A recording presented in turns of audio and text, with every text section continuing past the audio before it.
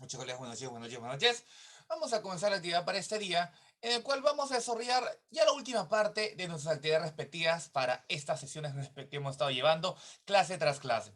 Vamos a ver un poquito sobre lo que es un repaso de los elementos que formaron parte de los diversos temas y afianzar cualquier tipo de duda o pregunta que se tenga, y también que los conocimientos se queden bien fijados para poder desarrollar como corresponde tanto las sesiones respectivas de este día como también el próximo examen que ya está muy cerca. Así que vamos a recordar un poquito esos temas que formaron parte de esta última mitad de lo que han sido nuestras clases. Trabajaremos un poquito con algunos textos, veremos algunas preguntas referentes a ello y afianzaremos cualquier tipo de conocimiento que tengamos ahí para poder desarrollar como corresponda nuestras evaluaciones. Así que vamos a comenzar la actividad para este día. Y lo primero que vamos a hacer simplemente es un pequeño recordar de los temas que formaron parte de este mes que ya está llegando a su fin. El primero de los cuales desarrollamos fue la extrapolación. ¿Qué era la extrapolación? Pues la extrapolación era una operación cognitiva por la cual se intentaba hacer un viraje, un cambio, una transformación de la información con aras a poder realizar pronósticos o predicciones. Al hacer este cambio en la información con base en alguna pregunta que me estén proponiendo, lo que buscaba era manejar la información de mi texto, manejar los datos que el texto me brindaba y poder hacer con ellos un pronóstico o predicción de lo que los datos podrían mantener más adelante si los factores que en ellos se presentan siguen como tal. Es por eso que la extrapolación se funda en el principio de antecedente y consecuente. Antecedente y consecuente. Si es que el antecedente cambia, el consecuente va a cambiar. Si es que la información que se presenta en el texto tiene una variación, pues las consecuencias nos fijaremos si es que varían como tal o qué cambios se experimentan de realizar algún tipo de modificación en los datos que me están presentando. En eso consistía la extrapolación, que vimos en la sesión respectiva que podíamos encontrar de dos tipos: la extrapolación de tipo cognitiva y la extrapolación de tipo referencial. La primera, la extrapolación de tipo cognitiva o de negación, lo que buscaba era modificar un dato del texto. Si este se presentaba en forma positiva, ahora es negativo. Si es que estaba en negativo, ahora en positivo. Y en ese cambio que se daba en la información de mi lectura, veíamos qué consecuencias, qué conclusiones, a qué pronósticos podríamos llegar. Es una de las extrapolaciones más conocidas y de las que más se pueden ver en las diversas preguntas. Además de ella, también teníamos a la extrapolación de tipo referencial o de condición supuesto, en la cual hacíamos ya no un cambio solamente en un dato, sino en todo el contexto de la lectura, en todo el referente textual.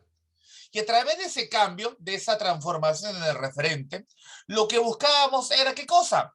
Pues ver qué conclusiones, qué modificaciones, qué alteraciones, qué pronósticos podría llegar con ese cambio ahora de todo el contexto. Se mantendrán los mismos datos de lectura, habrá alguna modificación, habrá alguna alteración. Con base en esa idea, se tenía una respuesta correspondiente. Tanto la primera con la segunda, se buscaba que el pronóstico o predicción que yo realice tenga sustento con la información de mi lectura. Siempre las respuestas tienen que tener sustento con la lectura. Si no hay algún dato, alguna información, alguna pista, algún enunciado que me permita sostener la idea que estoy manteniendo o realizar tal operación, entonces esa idea no puede valer. Por eso siempre tener cuidado con eso, colegas. Siempre buscamos que el texto me sirva de base para todo. Y cualquier respuesta que yo brinde en el texto, debo buscar los datos que me han permitido llegar a ese punto, a esa conclusión, a esa afirmación. Si el texto no los tiene, entonces esa afirmación no va a ser la adecuada. Este fue uno de los primeros temas que desarrollamos para la parte de nuestro mes de octubre. Otro de los temas importantes que desarrollaron justamente fue la tipología textual. tanto la tipología basada en lo que es la parte del texto expositivo, como la parte del texto narrativo. Si no me equivoco, el texto expositivo lo desarrollaron el día sábado y conmigo desarrollaron el texto de tipo narrativo. La estructura textual es muy importante y claro, la forma como el autor presenta el discurso es también muy valiosa y de reconocer también es muy importante tener en cuenta sus factores más importantes. ¿Por qué? Porque no es lo mismo analizar un texto expositivo que un texto narrativo. En un texto expositivo podemos ver una secuencia generalmente que se basa en una introducción, un nudo y un desenlace. Se presenta en esa introducción lo que es muchas veces la idea principal y luego se comienza a desmenuzar esa idea a través de ideas secundarias que me van a llevar a una conclusión al final de la lectura. Eso generalmente es un texto de tipo expositivo. Su función va a ser la de poder presentar un tema minuciosamente, enseñar sobre ese tema y a la vez también poder colmar las expectativas sobre un asunto particular con la información que éste va a brindar. Sin embargo, la finalidad y estructura del texto narrativo es muy variada. Sabemos que para una narración no hay exactamente un molde. Se estila utilizar la idea de lo que es inicio, nudo y desenlace. Sin embargo, un autor manejando un texto narrativo lo puede hacer de mil maneras. Por lo tanto, cuando uno se enfrenta ante un texto narrativo, hay que estar mucho más atentos y saber que la información que se presenta ahí puede estar desorganizada aparentemente, pero todo con un fin determinado. Vimos también con lo que respecta al texto narrativo que podíamos encontrar algunos tipos. Los primeros claramente involucraban un relato o redacción sobre algo, con a veces tintes bastante imaginarios o ficticios, pero había otros más, en los cuales se analizaba al propio texto, se analizaba a la misma literatura. Esos textos son muy parecidos a los textos de tipo expositivo, solamente que su tema se aboca más que nada a lo que es la parte de la literatura misma. ¿Ya? En ambos casos siempre hay que estar muy atentos a la información que se presenta. Y, muy importante, utilizar el subrayado en las situaciones en las cuales consideremos necesarias.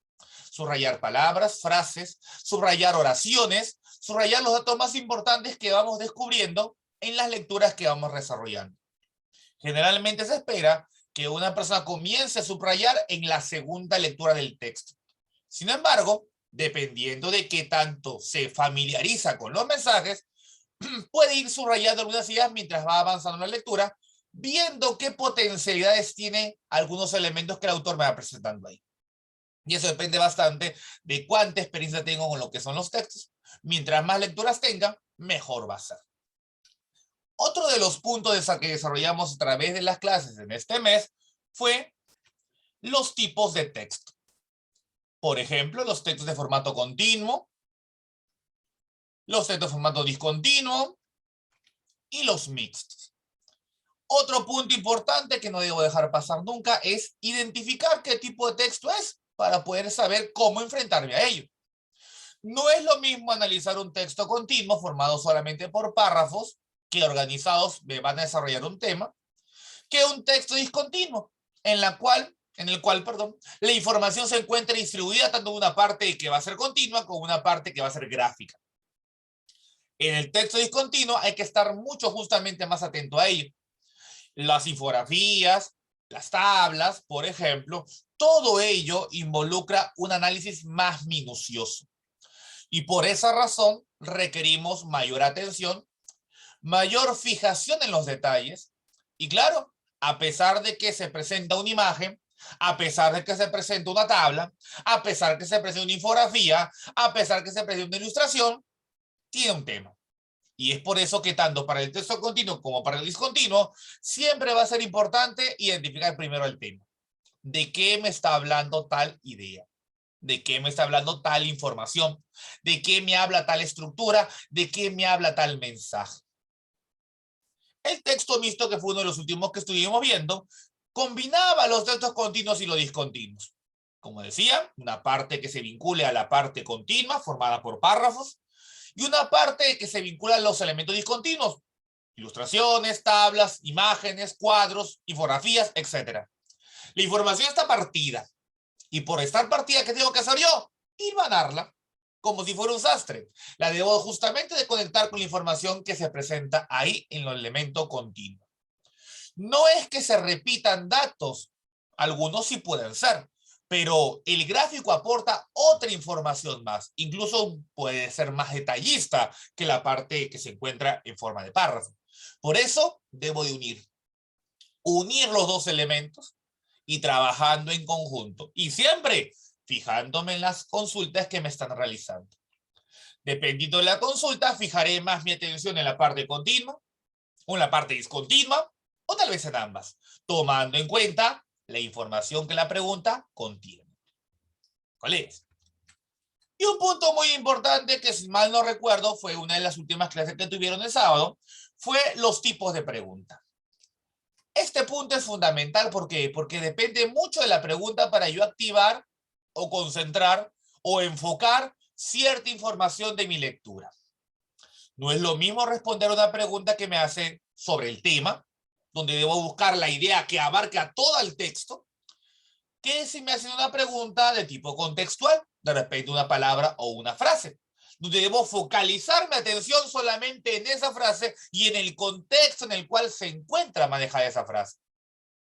No va a ser lo mismo que me hagan una pregunta para que yo llegue a hacer una inferencia, una conclusión, que una pregunta que sea del nivel literal, que solamente busque que yo observe el texto y recuerde un dato que ahí se ha ido mencionando.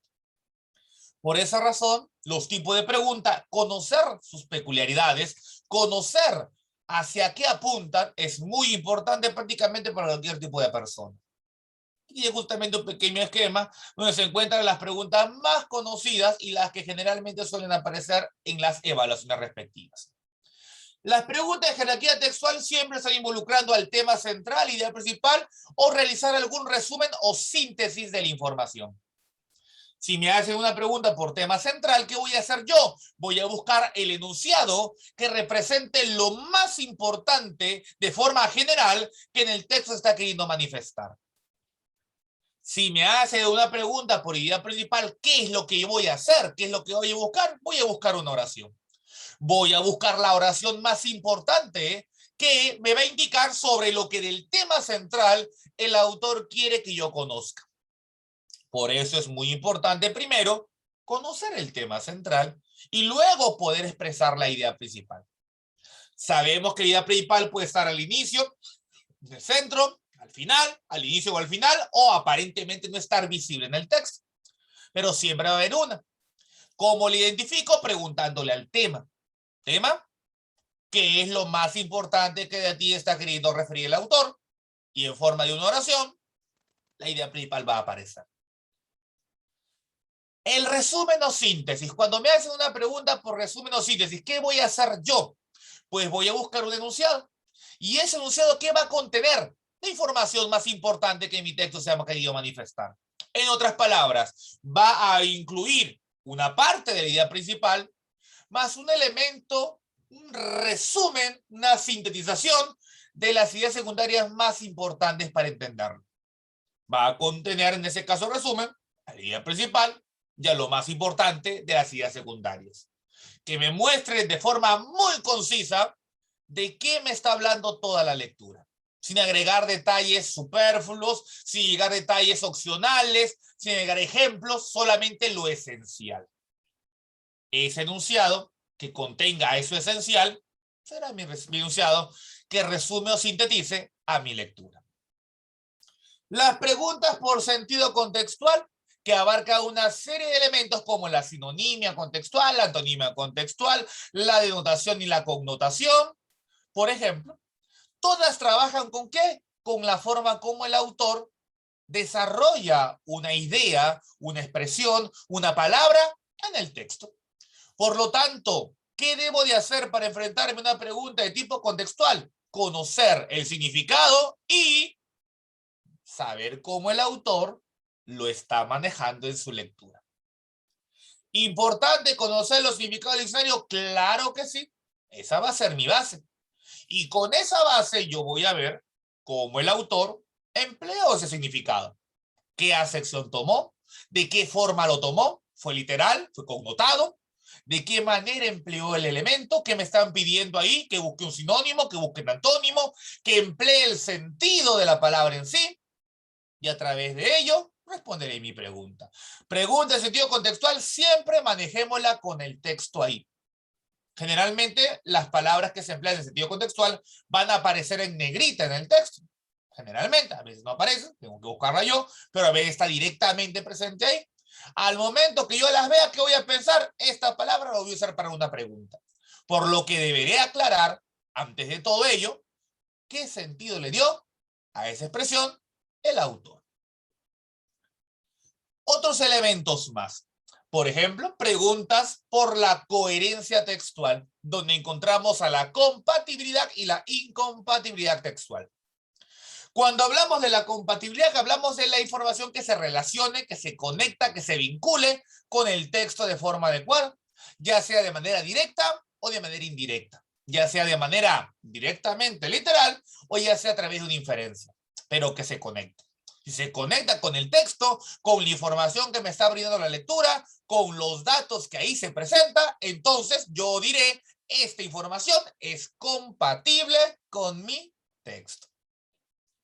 Sin embargo, la incompatibilidad se va a presentar cuando yo observe que este enunciado que me están proponiendo no se puede conectar con mi lectura. ¿Por qué? Porque contradice la lectura, porque tergiversa la información de mi texto, porque realiza alguna generalización que no es adecuada, porque se opone a la información de mi lectura. Así que cualquier idea que presente esas características de oponerse, de contradecir, de tergiversar, de generalizar o particularizar cuando el texto no lo ha desarrollado como tal, entonces la consideraré como una idea incompatible con el texto. Y no confundir la incompatibilidad con la información ajena, que sabemos que la información ajena es la que no se puede afirmar y tampoco se puede negar con el texto.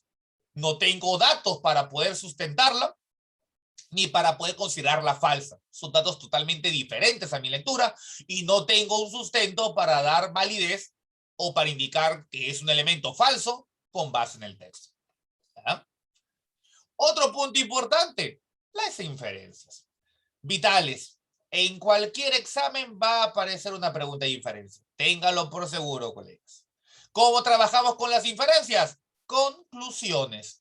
Me voy a basar tomando en cuenta qué me solicitan las preguntas de inferencias para saber hacia dónde voy a apuntar. De repente me hace una pregunta por un dato específico, de repente me piden las causas de algo, de repente me piden el significado de algo cuando no es literal, de repente me están pidiendo algún elemento vinculado a lo que son las ideas secundarias, o de repente me están pidiendo un pronóstico o predicción, X cosas más.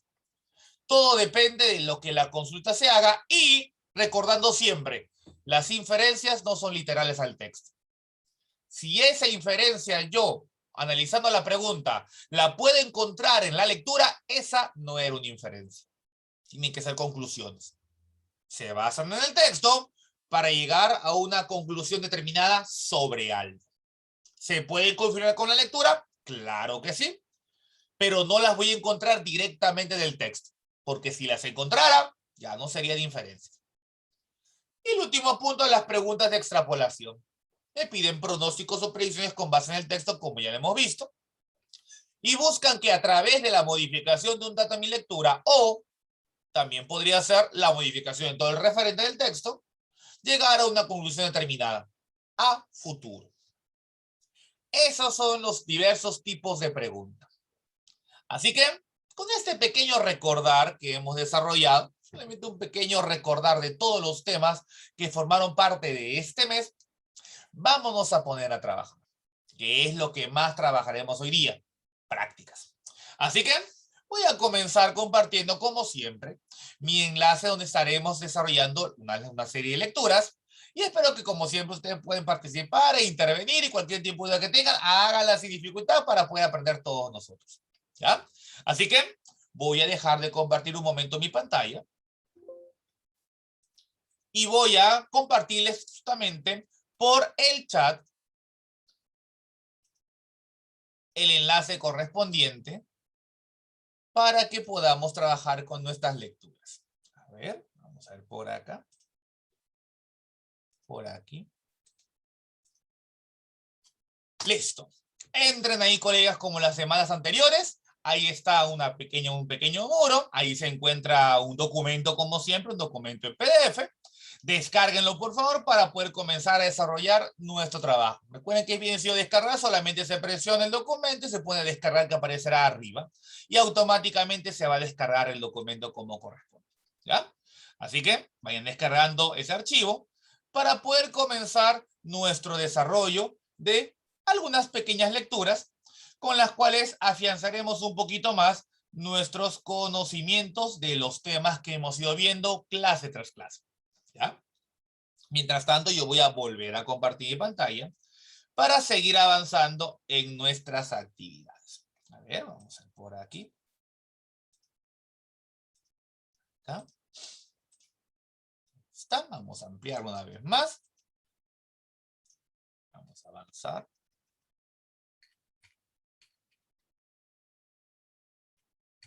Y ahora sí.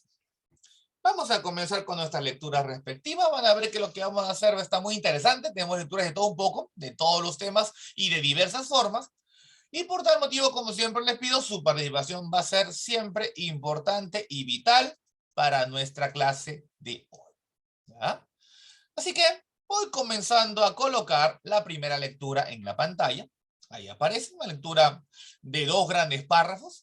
Vamos a leerla, vamos a analizarla y vamos luego a ver qué es lo que me está comunicando, qué me quiere decir el autor, y resolveremos algunas preguntas referentes de todo un poco. Habrá preguntas de inferencia, por ahí alguna extrapolación, de repente contexto. Si vemos una palabrita en negrita, esa pregunta va a ser de contexto, por ejemplo.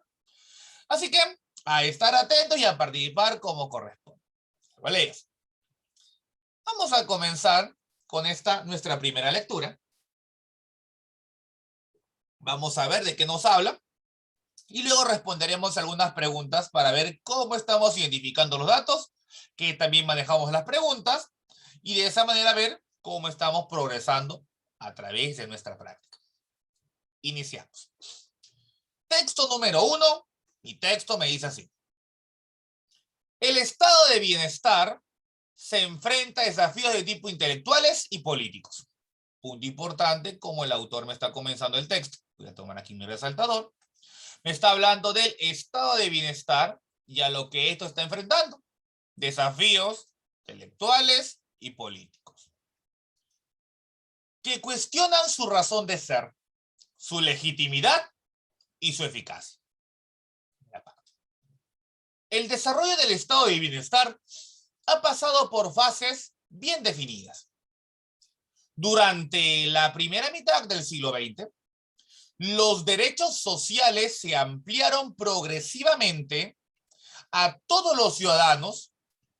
En la década de 1970 se recortaron y en la de 1990 surgieron nuevas ideas sobre la inversión social. Tras el crack financiero del 2008 y la gran recesión económica, entramos en una fase caracterizada por la adopción de programas de austeridad. El futuro del estado de bienestar está una vez más en cuestión. Y para sobrevivir necesita reformas continuas y una nueva visión de ciudadanía democrática. Primer párrafo terminado. Hasta esta primera parte, vemos que el autor, a través de una serie de repeticiones de lo que es justamente estado de bienestar, que también lo mencionó justamente, lo voy a mencionar por acá, me ha indicado que vamos a hablar pues del estado de bienestar.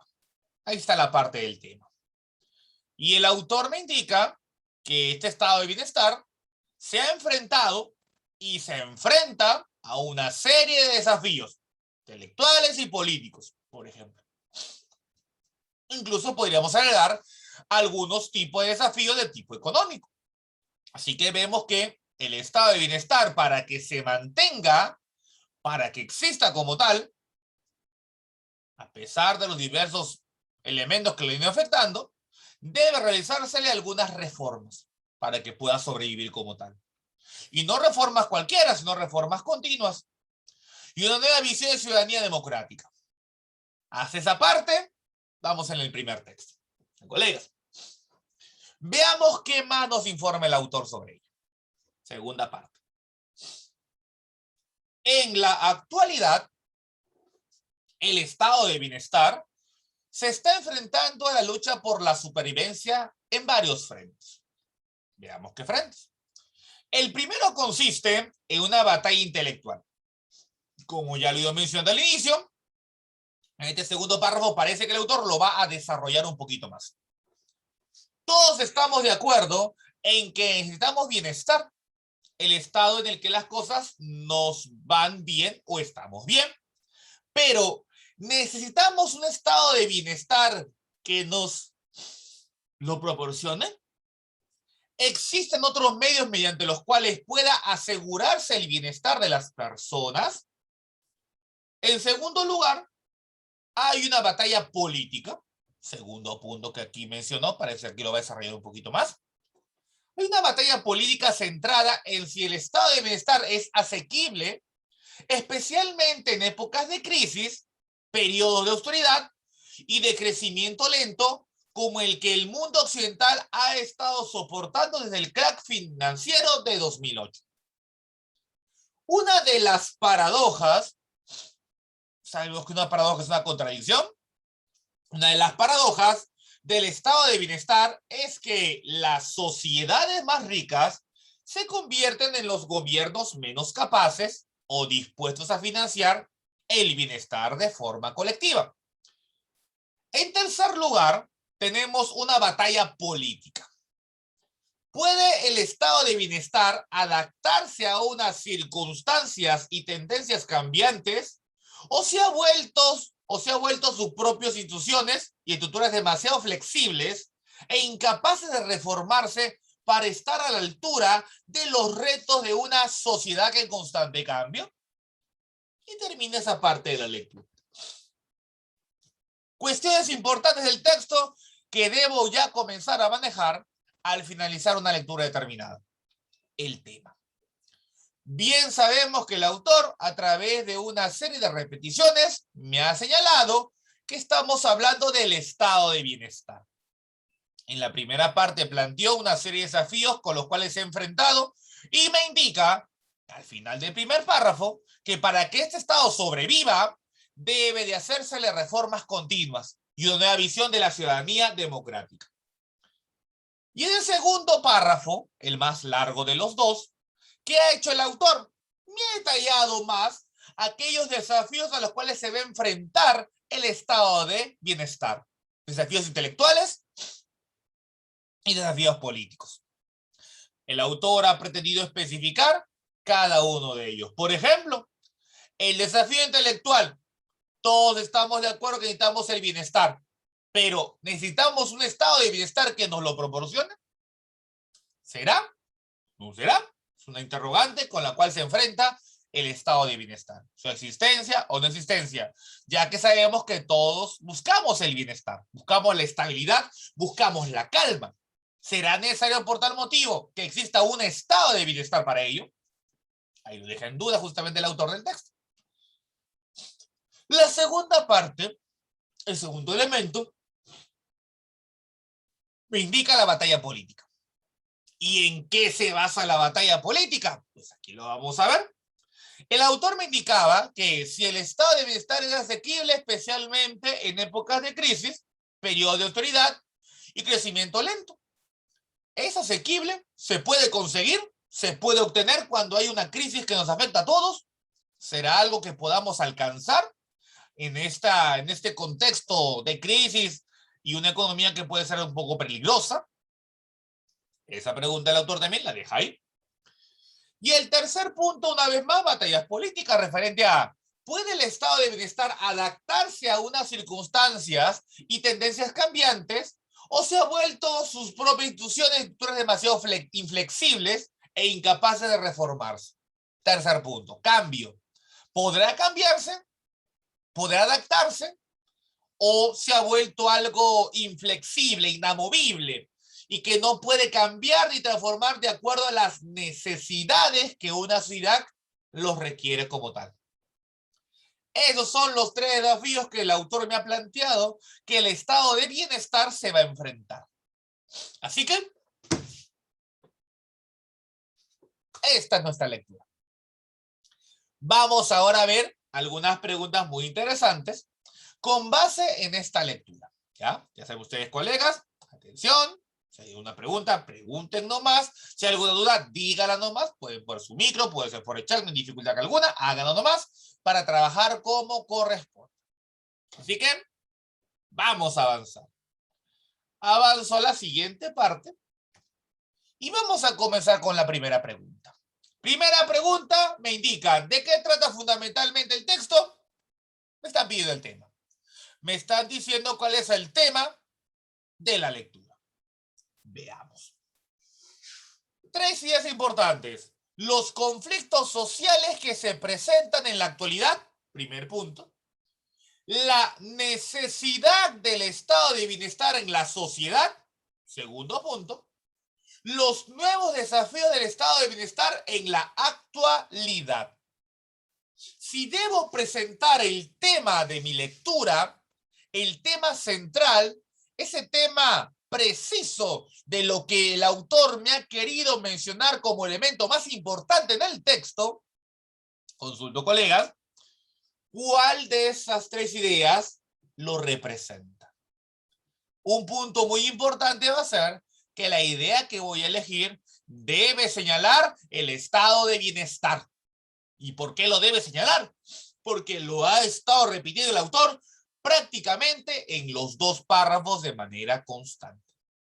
Así que, ¿qué me eligen, colegas? ¿Cuál va a ser la respuesta a esta pregunta? ¿Cuál es el tema de mi texto? ¿De qué estamos hablando en esta lectura? ¿Qué me pueden decir?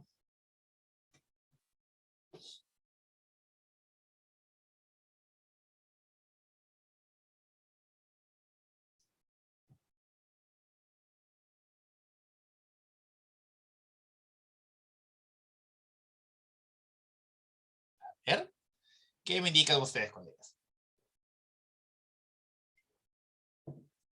¿Cuál será la temática de mi texto? Y Daniel me indica que pueda poder ser la C. Voy marcando la primera respuesta que me han dado. Ahí está. Primera respuesta. Vincilio me dice que esa C va a ser la respuesta. Ya tengo 2 con la C. ¿Alguien más se anima? Miren que somos poquitos en sala. Podemos trabajar muy bien. ¿Alguien más me da una idea?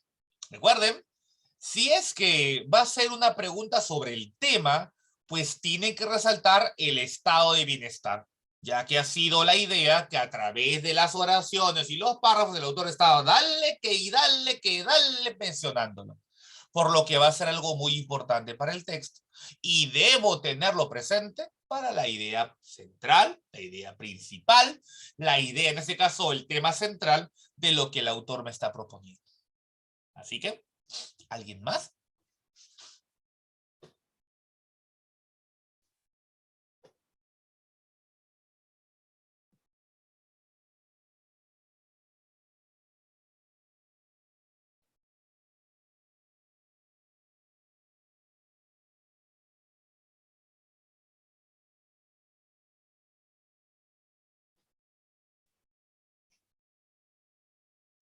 Si observamos las 3 posibilidades, solamente hay 2 en las cuales se ha mencionado el estado de bienestar. En esta de acá y en esta de acá. Solamente esas 2 se han mencionado porque la primera me dice los conflictos sociales que se presentan en la actualidad. No hemos hablado de conflictos sociales. Hemos hablado del estado de bienestar y una serie de elementos que van a tener que enfrentarse a ese estado de bienestar. Así que, considerando estas 2 ideas, la necesidad del estado de bienestar en la sociedad y los nuevos desafíos del estado de bienestar en la actualidad, mi respuesta tiene que ser la C. Sí o sí. ¿Por qué la C? Porque la primera me dice que el estado de bienestar es necesario en la sociedad. Y sabemos que uno de los desafíos es, ¿realmente lo es? ¿Lo es como tal? El bienestar es importante, pero el estado de bienestar será tal cual importante como el bienestar mismo. Eso el autor no ha dado respuesta y es uno justamente de sus desafíos intelectuales que este estado se va a enfrentar. Muy bien. Segunda pregunta. Mi pregunta me indica lo siguiente. Sobre la problemática del estado de bienestar, podemos deducir, voy a hacer ¿qué cosa? Una conclusión, voy a obtener una conclusión de la lectura con base en la problemática que tiene el estado de bienestar. Sobre la problemática del estado de bienestar podemos deducir que justamente problema del estado de bienestar responde ¿a qué? Al crack del año 2008, a los cambios sociales o a la primera mitad del siglo XX. A ver. ¿Qué me indica, colegas?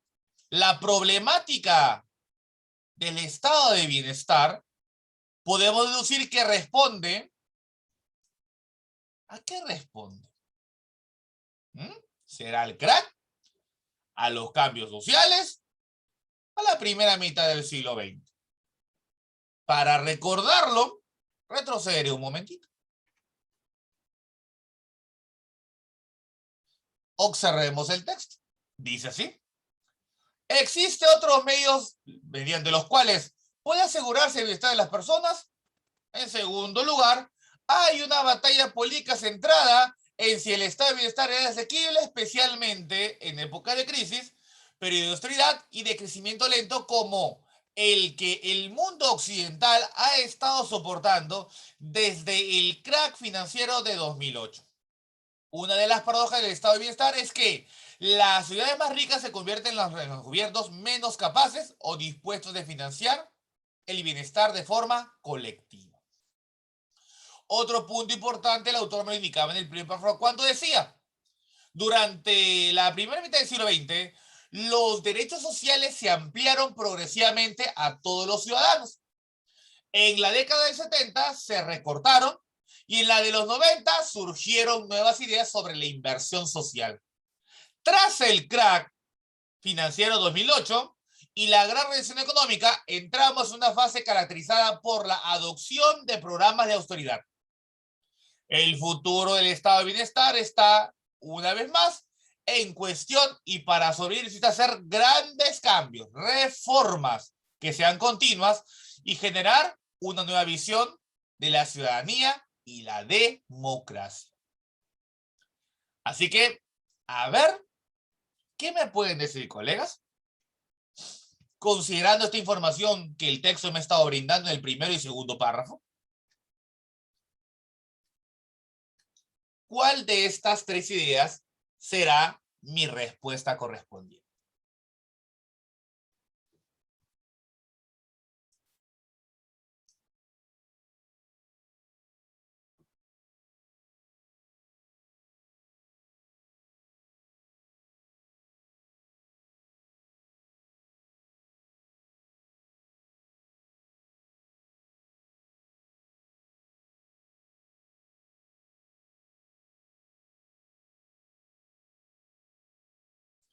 Por ejemplo, Silvio propone la B, cambios sociales. Vamos a ver, voy marcando aquí la B, cambios sociales. También Daniel me dice que va a ser la B, los cambios sociales responden a los cambios sociales. ¿Alguien más?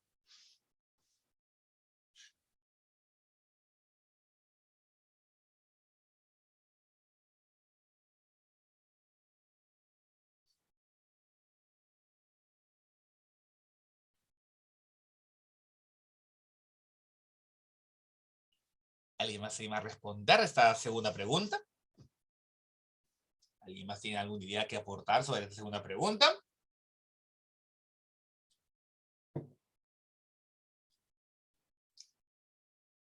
Analicemos entonces la respuesta y veamos si realmente es la correcta.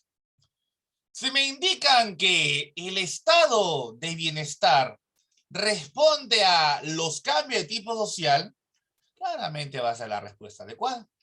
¿Por qué? Porque justamente una de sus grandes problemáticas es si éste podrá adaptarse o no. Si es que se adapta a las nuevas características de la sociedad, el estado de bienestar podría existir como tal. Pero si no, entonces sería algo obsoleto y algo que es obsoleto, en una sociedad tan cambiante, no va a ser nada práctico y no se puede implementar como tal. Por lo que le responde a los cambios sociales correspondientemente el estado de bienestar y su respectiva problemática. Muy bien, colegas. Muy bien. No pudo ser la A al crack de 2008 porque ya desde antes el estado de bienestar pero no existía.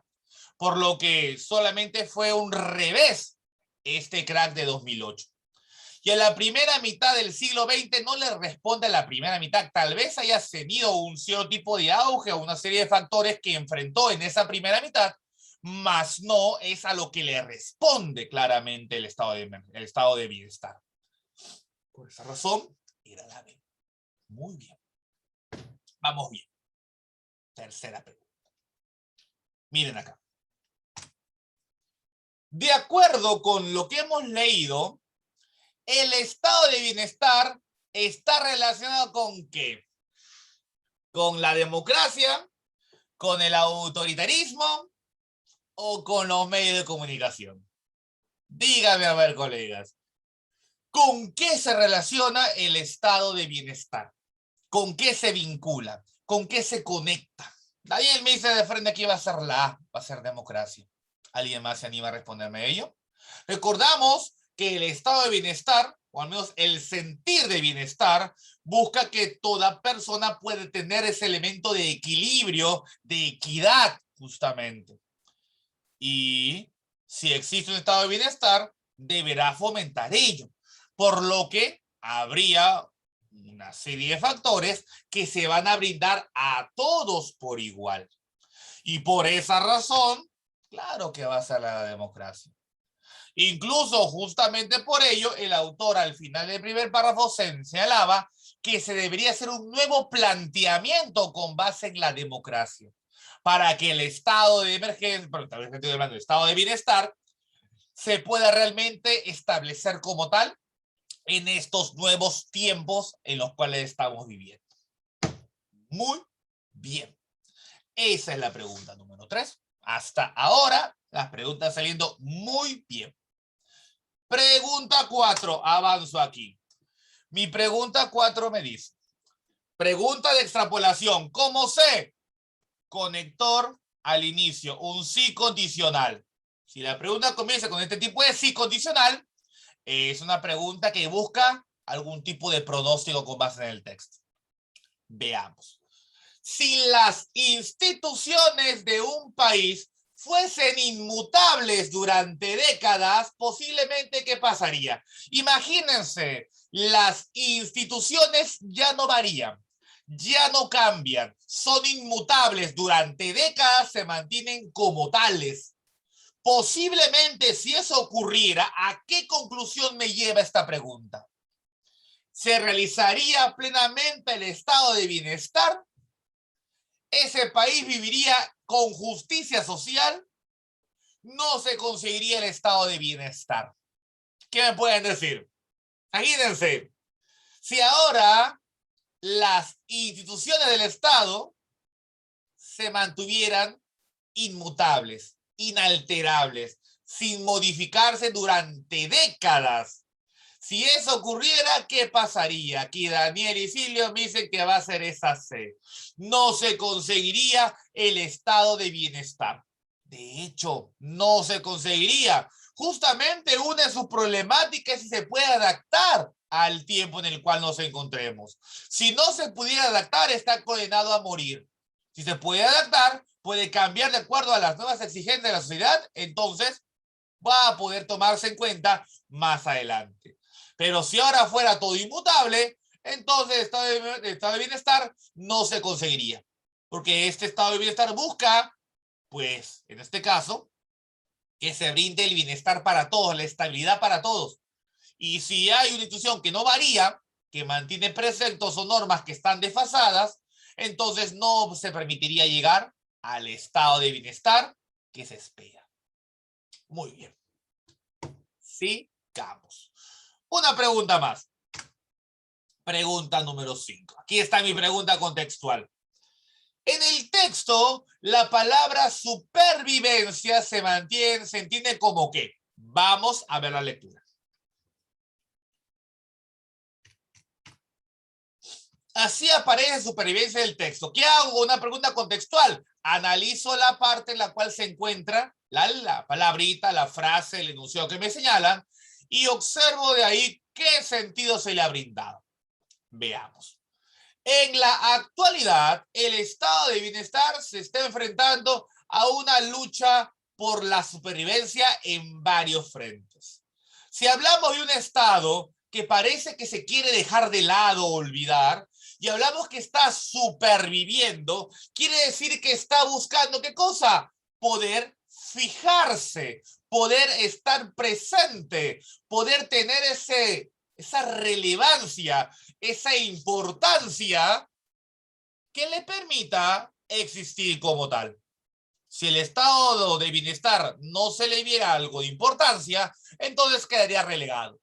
Pero ya que está enfrentándose a diversos aspectos, para ello, para estar presente ahí, tiene que mostrar su importancia, tiene que mostrar que está ahí con los elementos que se puedan considerar para ser tomados en cuenta en la nueva configuración de la sociedad.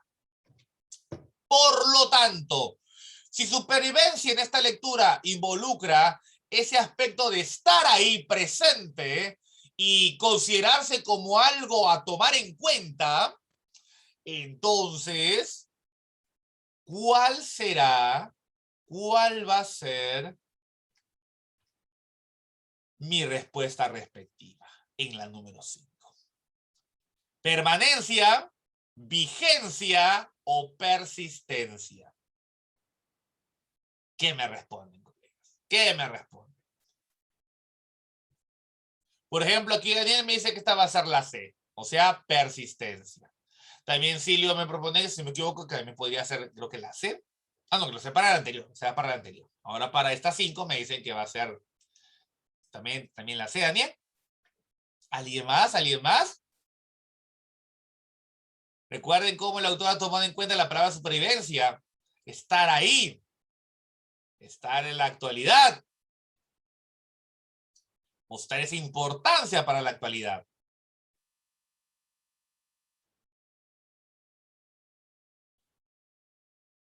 Según la Coca B, por ejemplo, o sea, la B. La Coca. Ay, sí. Así que a ver, vamos a fijarnos. Las palabras presentes ahí son muy parecidas. Permanencia, persistencia y vigencia. Pero solamente hay una idea que estamos buscando. Y esa idea, como les indicaba, tiene que resaltar, ¿qué cosa? Que este estado de bienestar tiene que mantenerse activo y tiene que mostrar su importancia en un momento determinado para que sea considerado como tal. Por lo tanto, la respuesta es vigencia. No hay otra idea. ¿Por qué vigencia y no persistencia? Porque algo persistente es algo que se mantiene ahí, pero que no exactamente se considera como de repente algo importante. Puede ser incluso un obstáculo.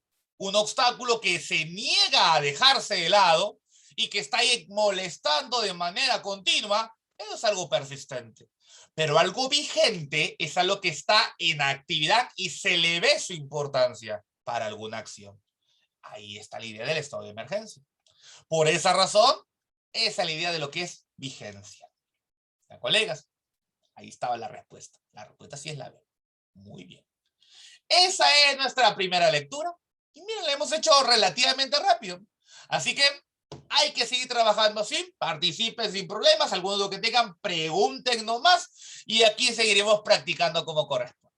¿Ya? Vamos a pasar a una segunda lectura, vamos a analizarla también, y responderemos luego algunas preguntas bastante curiosas. ¿Ya? Avanzo al texto número 2. Ahí está mi texto 2, un poquito más grande, sin embargo, a pesar que el texto puede ser grande, siempre se lee con toda la predisposición del mundo para que no deje de repente, no nos interfiera que el texto se vea muy extenso, porque a veces el texto más extenso puede ser el texto más sencillo de entender. Vamos a comenzar. Texto 2. El respeto del hombre por el conocimiento es una de sus características más peculiares. Primera relación, fundamental. Respeto del hombre por el conocimiento. El respeto del hombre por el conocimiento, según el autor, es sus características más peculiares. Si es uno de los elementos que resalta en el hombre, el respeto por el conocimiento. Conocimiento en latín es scientia, y la ciencia devino, transformó en el nombre de la clase más respetable de conocimiento. De una o de otra manera, nos guste o no nos guste, siempre le tenemos cierta consideración a la ciencia. Cuando la ciencia dice algo, paramos las orejas a ver qué dice. Tal vez la cuestionemos, tal vez la critiquemos, tal vez busquemos refutarla, pero paramos las orejas, porque le consideramos a la ciencia un poder importante, una relevancia en la sociedad. Sigamos. Pero ¿qué diferencia al conocimiento de la superstición, la ideología o la pseudociencia? Curioso. Parece que vamos a establecer la diferencia de dos elementos. La diferencia del conocimiento con lo que es la superstición, con lo que son las llamadas ideologías o la pseudociencia. Vamos a establecer la forma de la mejor manera. Miren aquí. La Iglesia Católica excomulgó a los seguidores de Copérnico. El Partido Comunista persiguió a los mendelianos sobre la base de que sus doctrinas eran pseudocientíficas. La demarcación entre ciencia y pseudociencia no es simplemente un problema de filosofía, de gabinete. Es de relevancia vital, social y política. Y realmente lo es. Cuando algo se califica como pseudociencia, su valor pierde bastante valor. No se le considera tan importante, no se le considera tan valioso, se le considera incluso hasta que podría ser una falsedad. Cuando una idea se vincula con la ciencia, se le toma relevancia, se le toma importancia, se le considera, se le aprecia. Por esa razón es algo vital para lo que es el desarrollo social, identificar bien a qué llamamos ciencia y a qué llamaríamos una pseudociencia. ¿Ya? Veamos qué más me dice ahora en el segundo párrafo el autor. Muchos filósofos han tratado de resolver el problema de la demarcación en los siguientes términos. Veamos qué proponen los filósofos. Un enunciado constituye conocimiento si un número suficiente de personas lo cree con suficiente firmeza. Primera afirmación. Un enunciado constituye un conocimiento si una serie de personas lo cree con suficiente firmeza. Pero la historia del pensamiento nos muestra que muchas personas estaban totalmente comprometidas con creencias absurdas. Ejemplo clásico en estos tiempos de tan alta tecnología, que haya un grupo de personas que siga pensando que la Tierra es plana, por ejemplo. Esa idea es totalmente absurda. Y por tal motivo, lo creen muchas personas. No sea una mayoría, pero las cree una gran cantidad de personas. Y por lo tanto, observando esto, sería que lo que ellos piensan debería también considerarse como un conocimiento respetable. Y no es así. Por lo tanto, esta primera afirmación que los filósofos intentaban plantear para resolver el problema no era tan acertada como la podemos de repente encontrar. Veamos qué más nos informa el texto. Si la fuerza de las creencias era un sello distintivo, tendríamos que incluir en el rango de conocimiento a algunos relatos sobre demonios, ángeles, cielos e infiernos. Y eso es cierto. Hay mucha gente que cree en los demonios, que cree en las criaturas sobrenaturales, que cree en el infierno, que cree en el cielo, en el purgatorio, X cosa.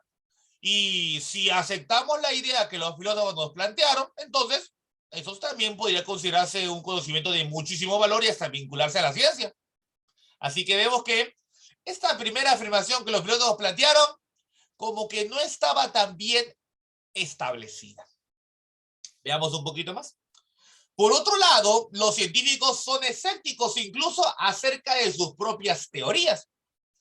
La de Newton es la más poderosa que la ciencia haya producido, pero al mismo tiempo Newton nunca creyó que los cuerpos se atrajeran a distancia. De modo que ningún grado de compromiso con las creencias las convierten en conocimiento. Importantísimo. Hasta el propio científico duda de sus propias teorías. Y dirán, ¿eso es malo? Al contrario, eso es bueno, porque hace posible que se movilice la investigación y que nunca se deje investigar en lo que es la parte de la ciencia. Por lo tanto, solamente la fuerza de la convicción de algo no hace realmente que se vuelva un conocimiento científico verdadero alguna idea que se tenga. Primer punto. Sigamos. En verdad que el sello distintivo de la conducta científica es cierto escepticismo. Punto importante. La duda. Escepticismo. La duda. Incluso hacia las teorías más acariciadas de uno.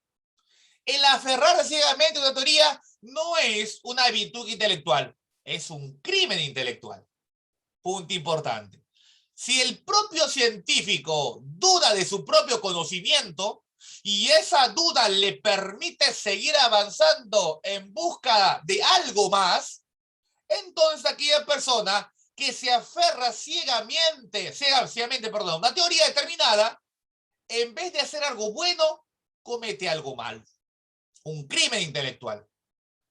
Por eso que se dice que cualquier punto extremo que no admita debate y que la gente se cierre en su conocimiento sin admitir una discusión, ni aceptar que lo que ellos pueden estar diciendo es falso o tener algún error, eso no es de gente científica, no es de gente racional, es de gente ya que se va por la parte dogmática, por lo extremo, y eso nunca llega a algo bueno.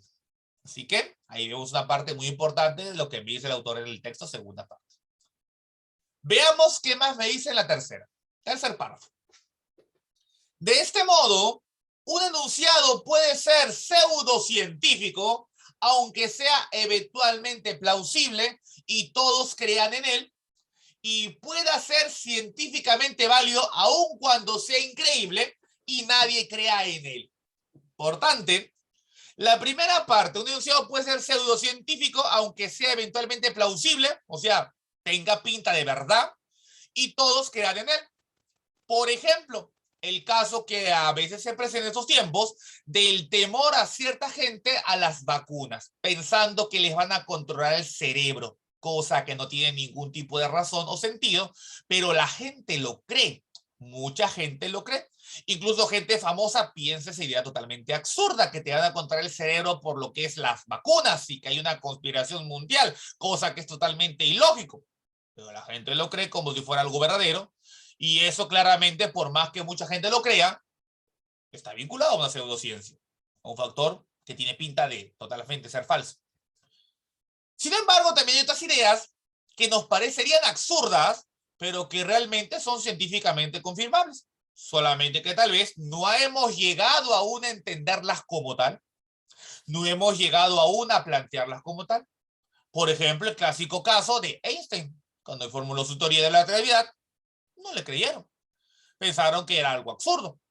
Luego se confirmó que eso no era como tal.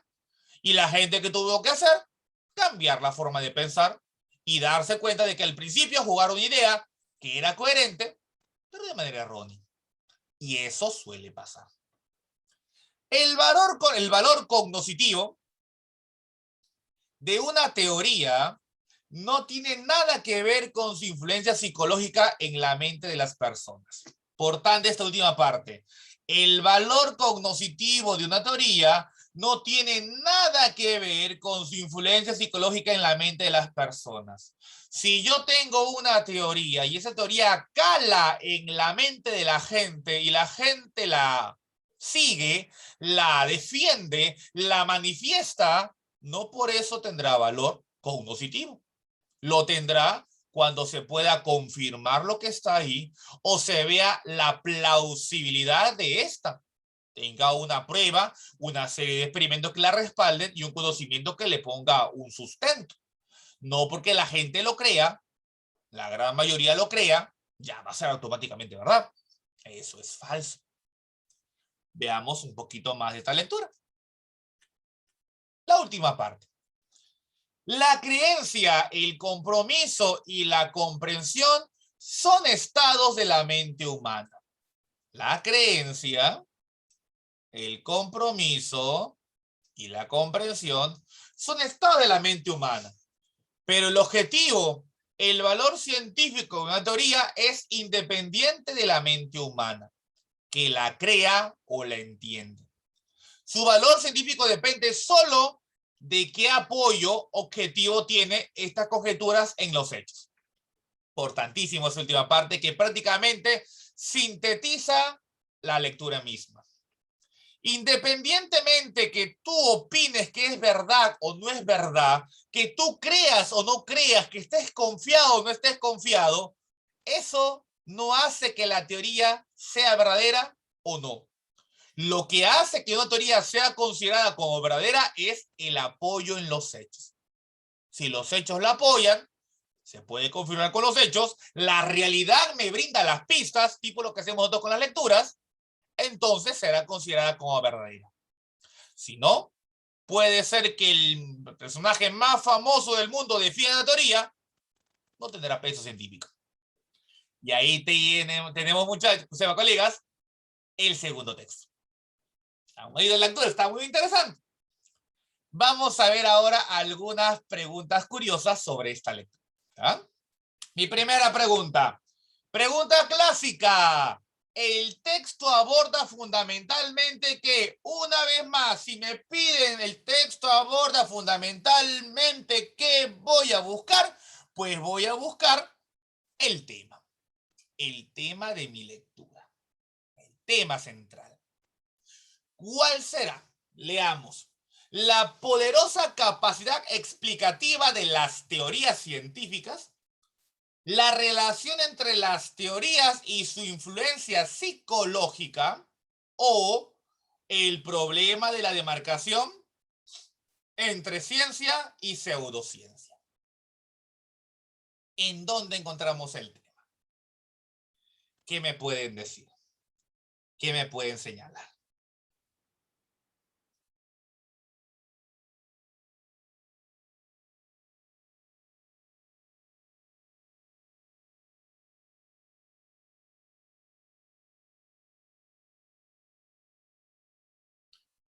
A ver, ¿qué me dicen ustedes?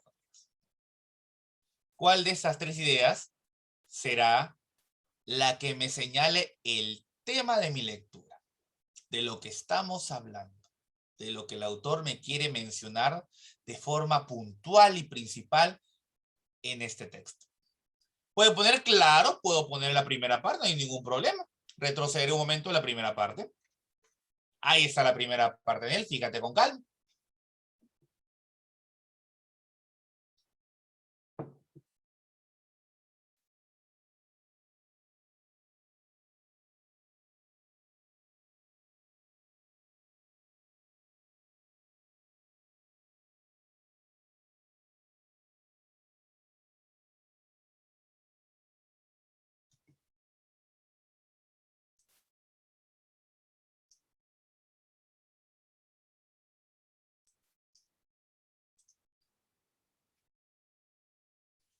Fíjense bien, mírenlo bien. Analicen esa parte del texto. Ahora tengo la primera respuesta que me indica Silvio, que podría ser la C, la primera idea. A ver, fíjense bien. Y me van señalando las respuestas que consideran para el texto número 2.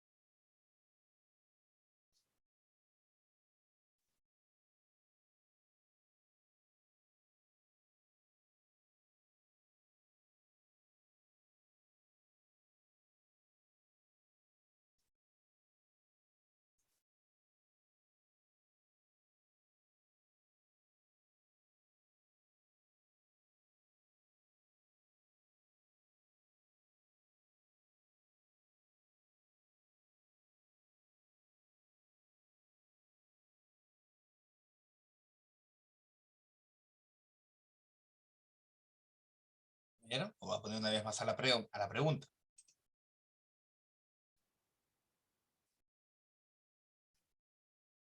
Ahí está. ¿Vieron? ¿Qué me pueden indicar? Quiero ver más respuestas.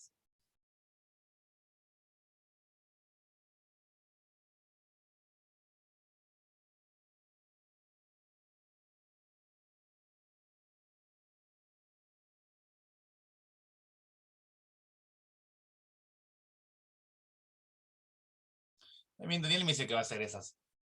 La C me indica el problema de la demarcación entre ciencia y pseudociencia, por ejemplo. Si recordamos la lectura, el autor ha estado a través de todo su discurso señalándome qué es lo que yo debo considerar para que un conocimiento se considere como tal o llegue al nivel de ser una idea que no esté sustentada, ni validada, ni confirmada, y que solamente sea una pseudociencia como tal, una creencia simplemente, y no un conocimiento científico realmente. Por lo tanto, mi respuesta tiene que ser la C. No hay otra más. Claro que sí. El problema de la demarcación entre lo que es ciencia y pseudociencia. No se ha logrado dar una diferenciación absoluta, pero el autor me ha dado algunas pistas muy importantes para identificar cuándo estamos hablando de un conocimiento como tal científico y cuándo estamos hablando de un conocimiento que no tiene sustento, que solamente es bastante, a veces hasta fantasioso, pero que aún así la gente lo cree y lo defiende. Y se vincula justamente a la llamada pseudociencia. Muy bien, muy bien. Segunda pregunta. Avanza a la siguiente parte. Me indica así la segunda parte, segunda pregunta, me dice lo siguiente. Decir que la demarcación no es simplemente un problema de la filosofía de gabinete, sugiere que este problema trasciende ¿qué cosa? ¿La verdad, lo teórico o la política? Si yo digo que para demarcar la diferencia entre ciencia y pseudociencia, no simplemente voy a considerar a esta dificultad como un problema de filosofía de gabinete. Sabemos que un gabinete viene a estar vinculado a un lugar donde se estudia o de repente se aprende algo. Si no se vinculara justamente con ello, esto me hace sugerir que el problema trasciende ¿qué cosa? Trasciende qué. Hay algo que traspasa este problemita, que según el autor no lo podemos reducir a un problema filosófico de gabinete. ¿A qué trascenderá? ¿Trasciende a la verdad? ¿Trasciende a lo teórico? ¿O trasciende a la política? ¿Qué me propone? ¿Qué me proponen, colegas?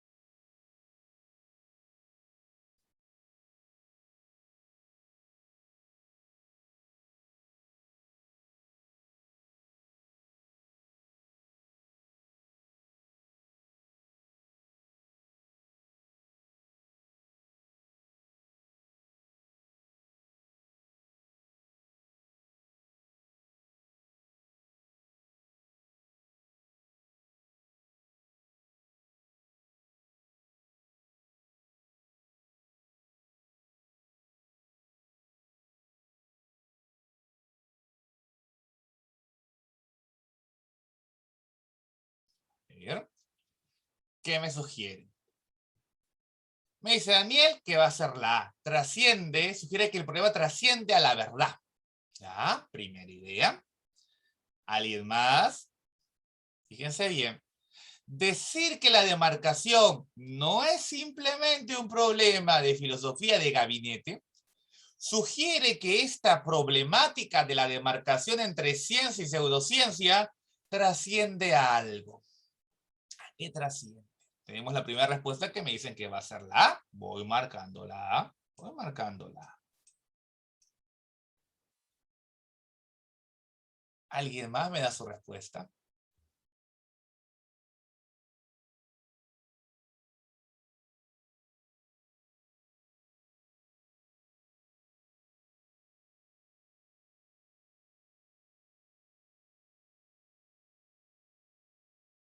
Silvia me dice que va a ser la C. Ponemos política entonces. Vamos marcando aquí la política. Ya está. Hasta ahora puede ser la A o la C hasta este momento. Para ver de dónde sacamos la respuesta a ello, voy a retroceder al texto, a la parte donde se encontraba esta frase para saber qué es lo que me quería decir. Aquí está. Aquí está la partecita. La demarcación entre ciencia y pseudociencia no es simplemente un problema filosófico de gabinete. Es de relevancia vital, social y política. O sea, es de importancia de tipo social y de tipo política. O sea, tiene que ver con lo que es la parte ya de lo que es la práctica en sí. Por lo tanto, considerando estas ideas que el autor me está señalando, vinculando lo que es de relevancia social y también de tipo política, la respuesta la vamos a hallar en la B. ¿Por qué en la B y no en la A y no en la C? Miren la palabrita, dice trasciende, o sea, va más allá, va más allá. Vimos que es de relevancia social y política. Cuando algo es de relevancia social y política, tiene que ser algo práctico, que lo pueda poner en práctica, que lo pueda aplicar en la sociedad. Si yo solamente dejo las ideas en el tramo teórico, justamente a eso refiere filosofía de gabinete, filosofía vinculada a un lugar nomás determinado, a los estudios teóricos, a los libros nada más, sin ir a la práctica, entonces este problema se soluciona rápido, como lo vieron en la primera línea del segundo párrafo. Los filósofos decían eso, que aquel conocimiento que es compartido por la mayoría de una persona se va a considerar como conocimiento científico. Eso es más teórico. Si tú lo pones en la práctica, esa idea se derrumba, porque en la práctica la cosa es diferente. Por eso que trasciende el nivel teórico, tiene que ir a lo práctico. Por eso que es importante para la parte social y la parte política. Ahí se pone en práctica lo que se mantiene en esta división entre ciencia y pseudociencia. Y ahí se puede confirmar cuándo un conocimiento podremos considerarlo ciencia y cuándo deberá ser catalogado como pseudociencia. No trasciende a la verdad, al contrario, se basa en la verdad. Y tampoco trasciende a la política, o sea, no va más allá de la política, se sustenta en el aspecto político. Por esa razón, esta sí tiene que ir más allá de lo teórico, tiene que ir a lo práctico. Por eso era justamente saber. A ver, con calma, con calma. Con calma, y son esas paredes que el autor me está indicando. Poquito a poquito, nomás con calma, las cosas salen bien. Siguiente pregunta. Miren acá, miren acá. Pregunta 8. Veo incompatibilidad. ¿Qué voy a buscar? Busco lo opuesto, lo que se oponga, lo que contradiga, lo que tergiverse, lo que se mantenga en una situación de oposición a lo que el texto me señala, lo incongruente con el texto. Veamos. Es incongruente, es incompatible, es opuesto con el texto afirmar que los hombres de ciencia deben operar ¿con qué? Con gran reflexividad, con una dosis de escepticismo, con un cierto dogmatismo. ¿Qué me responden, colegas? ¿Cuál de estas tres ideas sería totalmente ilógica relacionarla con un hombre de ciencia, con un verdadero hombre de ciencia? A ver, ¿qué me responden?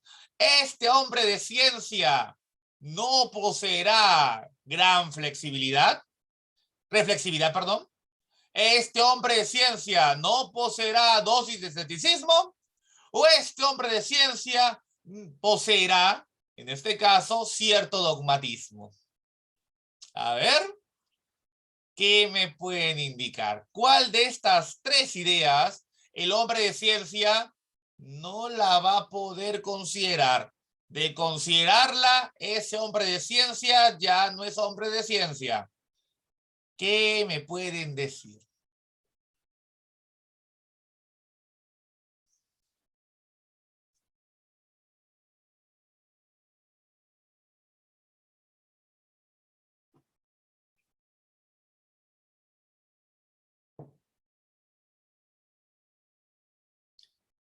¿Qué me pueden indicar? ¿Qué me pueden indicar? Recuerden, estamos buscando cuál de estas tres ideas no puede ser mantenida por el hombre de ciencia. No la puede mantener como tal. No la podría considerar. Me dice Silvio, esta va a ser la C. Voy marcándolas entonces. Ahí está. ¿Alguien más? Fíjense ahí. ¿Quién más me responde esta pregunta? Recuerden, estábamos buscando cuál de estas tres ideas sería incompatible, incongruente y lógica sostenerla relacionándola con un hombre de ciencia, con un verdadero hombre de ciencia.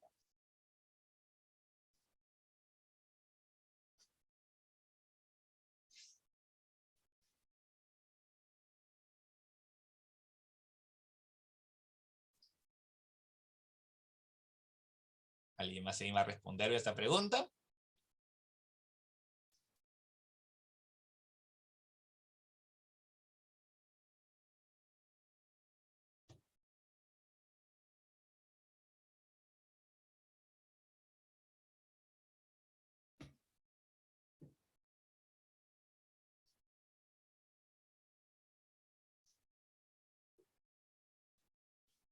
Para saber por dónde va la respuesta que vamos a elegir, retrocederé un momentito al texto. Justamente aquí resalté una palabrita muy importante y vamos a leerla en el contexto para entenderla. De modo que ni modo que ningún grado de compromiso con las creencias las convierte en conocimiento. En verdad, el sello distintivo de la conducta científica es cierto escepticismo, incluso hacia las teorías más acariciadas de uno. El aferrarse ciegamente a una teoría no es una virtud intelectual, es un crimen intelectual. Por lo tanto, si el hombre de ciencia va a tener cierto tipo de escepticismo, o sea, va a dudar, y sabemos que la duda nos hace pensar, ¿qué es de estas tres la característica que el hombre de ciencia va a tener? Pues el dogmatismo. Si yo soy dogmático, creo en algo de forma bastante férrea. La considero como verdad absoluta. No dudo de ella. Y si eso hace un hombre de ciencia, ya no es un hombre de ciencia. De repente es un hombre de una pseudociencia o una religión o una ideología, pero ya no de la ciencia como tal. Y por tal motivo, ese dogmatismo no puede estar vinculado al hombre de ciencia. Por eso que es la idea incompatible. Muy bien. Muy bien. Vamos a la pregunta 9. ¿Es posible colegir? Veo la palabra colegir. ¿En qué voy a pensar? Inferencia. Me están pidiendo que realice una inferencia, una deducción. ¿Qué deducción vamos a hacer? Veamos la pregunta. ¿Es posible colegir que la persecución de la que fueron víctimas los mendelianos en el contexto soviético, a qué respondería? ¿Configuró un acto de injusticia? ¿Estuvo plenamente justificada? ¿Tuvo resultados muy positivos? Veamos cómo nos habló sobre la persecución esta en el texto. Retrocederé un momentito. El autor me decía así: pero ¿qué diferencia al conocimiento de la superstición, la ideología o la pseudociencia? La Iglesia Católica excomulgó a los seguidores de Copérnico. El Partido Comunista persiguió a los mendelianos sobre la base de que sus doctrinas eran pseudocientíficas. ¿Ya? O sea, los comunistas consideraban que los que defendían las teorías mendelianas eran personas que defendían una pseudociencia, mientras que ellos, suponemos, consideraban que tenían la verdad de todo eso. Así que, viendo ahí esta información, recordando esta información sobre los mendelianos, ahora sí, es posible colegir, es posible deducir que la persecución de la que fueron víctimas los mendelianos en el contexto soviético, ¿qué podemos decir? Configuró un acto de injusticia, estaba plenamente justificada, tuvo resultados muy positivos. ¿Cuál de estas tres ideas será mi respuesta? A ver, fíjense bien. Recuerden, estamos justamente tomando en cuenta el dato en el texto en el cual el autor me decía que los miembros del Partido Comunista persiguieron a los mendelianos porque consideraban que ellos creían en una pseudociencia. Me dice Daniel que Isla configuró un acto de injusticia. Primera respuesta, voy marcándola aquí. Quien más también Silvia me dice que esa A va a ser la idea correspondiente. ¿Ya? Considerando lo que en el texto me han propuesto sobre cómo trabajó el Partido Comunista con los mendelianos, podemos suponer claramente que fue un acto de injusticia. Claro que sí. Porque los persiguieron considerando que los mendelianos estaban expresando una pseudociencia y considerándose el Partido Comunista que lo que ellos consideraban, lo que ellos planteaban, lo que ellos presentaban era verdad.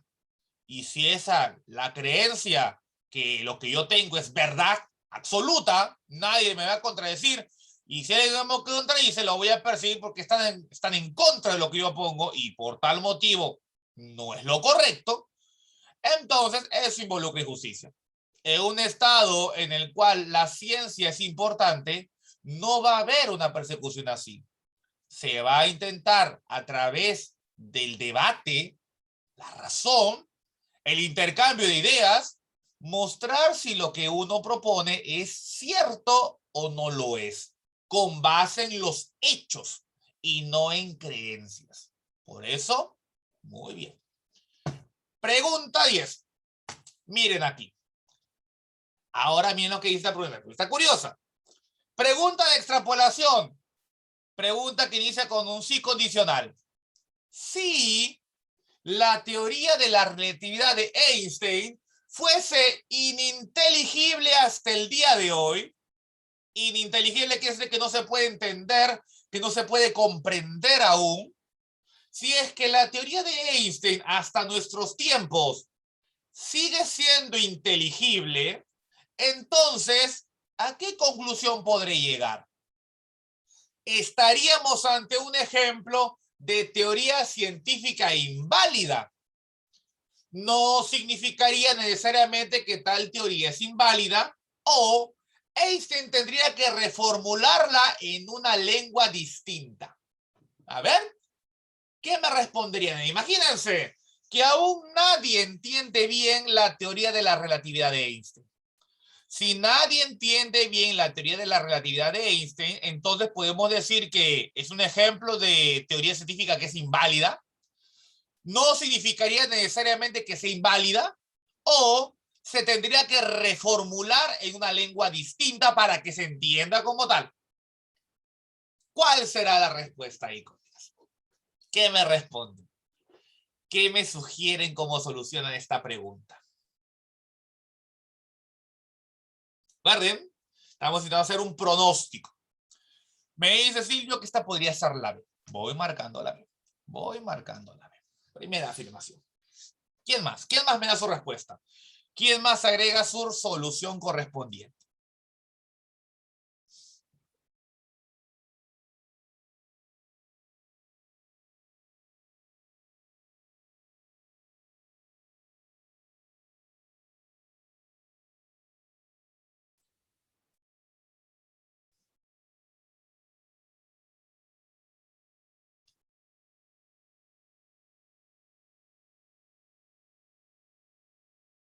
¿Alguien más? Fíjense bien. Si hasta el día de hoy la teoría de Einstein o cualquier teoría de cualquier otro científico no se pudiera entender, ¿eso a qué conclusión me llevaría?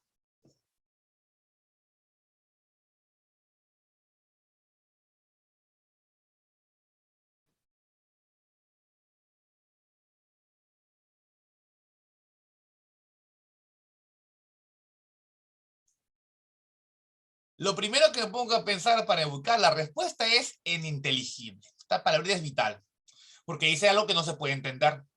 Si algo no se puede entender, yo no puedo decir que sea válida o que sea inválida, porque no lo puedo entender. Cuando yo lo entienda y a través de lo que entiendo puedo confirmarlo o refutarlo, ahí sí puedo decir esto es válido o esto es inválido. Pero si no lo entiendo, no puedo afirmar que sea inválido. Por lo tanto, como dice justamente la B, no necesariamente sería una teoría inválida. Puede ser que sea válida, pero que aún me falta cierto conocimiento, que aún me falta cierto adelanto, cierta información que de descubrirla podría ser que esta teoría se considere como tal, que se vea su aporte, que se vea su beneficio, ya que justamente es todavía, según el autor me propone la pregunta, a lo que no se entiende, hasta que no la entienda, no puedo calificarla como inválida. Por eso que la respuesta es la B. Y como han visto también en el texto, señalaba que hay teorías en las que el tiempo recién ha dado la razón. El tiempo ha dado la razón sobre lo que realmente era. Teorías que no se consideraban, con el tiempo se han ido perdiendo porque el tiempo mismo ha dado la razón sobre que no eran las adecuadas, y algunas que se habían dejado de lado han tomado fuerza porque el tiempo ha descubierto que lo que proponían tenía razón. Ahí estaba la idea de la 10. Muy bien, vamos a otro texto más, sigamos practicando, vamos dos, vamos a la tercera lectura. Avanzo. Tercera lectura y ahora un texto mixto. Hemos visto todo un poquito y vamos avanzando así. Un texto mixto, leámoslo y veamos qué nos informa.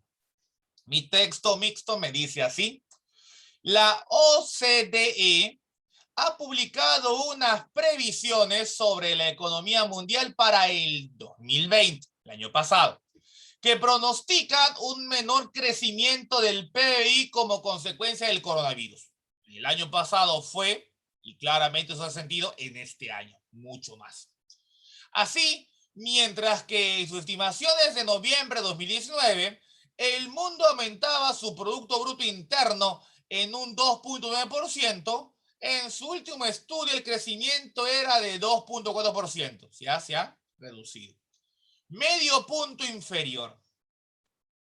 Respecto de las mayorías de las mayores economías, la más afectada por la propagación del famoso COVID-19 parece ser la India. Es un país que está sobrepoblado, de hecho, en la que paradójicamente los efectos de salud del coronavirus son por ahora limitados, con un descenso de su crecimiento de 1.1 puntos, 1,1 puntos, 5.1% en las estimaciones de marzo y en 6.2% en las de noviembre. El país chino, en donde se originó la epidemia y que concentra la mayoría de afectados y víctimas mortales, es el siguiente más afectado, con una diferencia de 0.8 puntos. 4.9% ahora y 5.7% en noviembre. Y termina el texto. Según el autor de la lectura, me está hablando sobre qué, sobre crecimiento económico y sobre el crecimiento del Producto Bruto Interno. Hasta noviembre se esperaba que las cosas fueran mejores, que el Producto Bruto Interno mundial creciera, aumentara, pero llegando el suceso del coronavirus que nos afecta a todos, esto se vio reducido y a muchos países les afectó y les sigue afectando en gran manera. Y el autor me está presentando que el país más afectado referente a ello ha sido la India, en que paradójicamente hablando, los efectos de salud del coronavirus son por ahora limitados, mientras que en otros países el problema de salud era bastante grande. En India, a pesar que ha sido el mayor afectado, hasta donde la lectura me señala, en lo que respecta a salud, ha sido su efecto bastante limitado. De repente lo que ha afectado ha sido las cuarentenas y las restricciones. Y claro, el país chino donde se originó la epidemia y que concentra la mayoría de afectados y víctimas mortales, es el siguiente más afectado con una diferencia de 0.8 puntos respectivos. Ahí tienen justamente la lectura en la parte continua y el texto discontinuo se encuentra acá, que es, como pueden ver, un gráfico. Coronavirus frente al crecimiento mundial. Previsión del crecimiento del PBI en 2020 en una selección de economías. Noviembre de 2019, marzo de 2020. Vemos cómo, de justamente manera en el mundo, esto está que aumentaba, pero en marzo se redujo. Lo mismo pasó para las eurozonas, por ejemplo. Y luego vemos algo un poquito más pormenorizado. India, China, Estados Unidos, Francia, Reino Unido, Alemania, Japón e Italia presentaban ese esperado crecimiento hasta noviembre de 2019. Pero llegado a marzo, vemos que esto prácticamente en todas se ha reducido. A veces más, a veces menos. La mayor ha sido la India con menos 1.1 puntos, seguido de China con 0.8 puntos. Luego pasamos justamente a Estados Unidos con 0.1 puntos de reducción. Francia con 0.3 puntos. Reino Unido con 0.2 puntos. 0.1 puntos Alemania. 0.4 puntos Japón. Y 0.4 Italia también. Así que ese es el texto número 3. Como pueden ver, un texto que no es muy extenso, pero que tendré que trabajar con lo que en el gráfico me dicen y también con lo que aquí en la lectura me han señalado en la parte continua. Y hay una palabra que está resaltada, quiere decir que la voy a tener que utilizar en una pregunta de contexto. ¿Ya? Así que vamos a ver qué preguntas vienen para nuestra tercera lectura. Miren a continuación lo que vamos a ver. Mi primera lectura, una vez más, medularmente. Veo modularmente qué voy a pensar. Tema, me están preguntando el tema. Medularmente, el texto sostiene que el tema central de mi lectura, ¿cuál va a ser? El crecimiento del PBI a nivel mundial ha ido disminuyendo en los últimos años. La B, la propagación del COVID-19 afecta al crecimiento del PBI a nivel mundial. El avance del coronavirus por los países europeos erosiona sus economías. Así que, ¿qué me pueden decir sobre esta pregunta? ¿Cuál será su temática? Por aquí, si no me equivoco, Daniel me está indicando que esta va a ser la B, por ejemplo. Y también, si no me equivoco, Silvio está diciendo que la B puede ser la respuesta. Hasta ahora la B viene a ser la idea que no estamos justamente vinculados a la lectura. Si vemos la B, me da pistas muy importantes sobre, por ejemplo, la enfermedad, el virus, el padecimiento que estamos siendo afectados, el COVID-19. Me habla sobre el PBI, que el autor lo resaltó en el texto también, y me habla sobre los efectos a nivel mundial, porque el autor ha mencionado a India, ha mencionado a China, por lo que involucra a diversas partes del mundo, y también lo hemos podido confirmar con los países mencionados en el gráfico. Por lo tanto, mi respuesta tiene que ser esa B y no hay otra más. Claro que sí. Muy bien. ¿No ven? Vamos avanzando bien. Falló la A en que le faltó precisión en lo que respecta a mencionar pues el virus y cómo ha afectado a nivel mundial. Y no en los últimos años, sino en este tiempo. Y falló la C en primero haber mencionado justamente el virus, pero solamente quedarse en Europa y no en el mundo entero, que es de lo que el autor me ha mencionado de forma general. Así que muy bien con la B. Segunda pregunta, me voy a la 12. Pregunta contextual. Automáticamente, en el texto, la palabra previsiones connota ¿qué cosa? Retrocedamos al texto. A ver, por aquí. Aparece ahí. La OCDE ha publicado unas previsiones sobre la economía mundial, o sea, lo que se espera que sea la economía mundial para el 2020 o lo que vaya a ocurrir, justamente tomando en cuenta la situación que vivimos el año pasado. Así que, considerando esa idea, ¿qué palabrita será la que represente el sentido connotado de previsiones? ¿Será precaución? ¿Será proyección? ¿Será conjetura? ¿Qué me responden ahí? A ver, ¿qué me pueden señalar? Recuerden, me dice el sentido connotativo. O sea, literal, tal cual está en el diccionario, no lo voy a tomar. Lo voy a tomar tal cual el autor lo ha mencionado en el texto. Y si en el texto me quería dar una idea sobre lo que va a ocurrir en el año 2020, porque se tiene que estar recién comenzando, el año 2020, ¿cuál será ahí la respuesta? Me dice Daniel y me indica Silvio que la respuesta la vamos a encontrar en la B, o sea, proyecciones. Muy bien. No hay más. Proyecciones. Algo que se va a presentar pronosticando algo. ¿Cómo continuará algo? ¿Cómo continuará esa situación en lo que respecta al marco económico? Muy bien. Muy bien. Síganme así. Pregunta 13. Avanza a la siguiente parte. Me indica mi pregunta lo siguiente. Veamos. De acuerdo con los datos recogidos en la infografía, ¿qué voy a hacer? Miro la infografía, me centro en la infografía. Es incompatible, o sea, se va a oponer a los datos de la infografía, los va a tergiversar, los va a contradecir. ¿Cuál de estas tres afirmaciones? La primera, el país más afectado por el coronavirus es el que ha presentado más baja porcentual en su crecimiento económico. Un país del continente asiático es el segundo país con mayor crecimiento del PBI a marzo de 2020. El PBI a nivel mundial ha experimentado una baja en su crecimiento en los últimos meses debido a factores externos.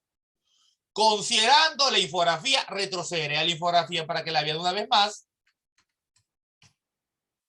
Miren a la infografía ahí. ¿Cuál será la incompatible, la que se opone? Miren a la infografía de forma clara, con calma y ¿qué me pueden señalar?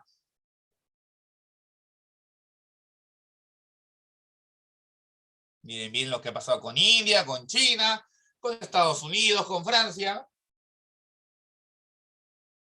con la gente del Reino Unido, con Alemania, con Japón, con Italia. ¿Cuál de esas ideas será considerada incompatible referente a la pregunta que me están señalando? Mírenla bien, miren bien la gráfica, mírenla bien, ahí en el PDF la tienen todavía un poquito más clara. Así que voy a volver una vez más a la pregunta. Avanzo aquí.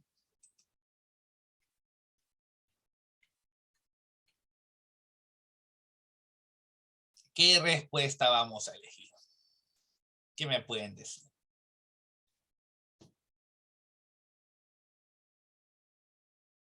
País más afectado por el coronavirus es el que ha presentado más baja porcentual en su crecimiento económico.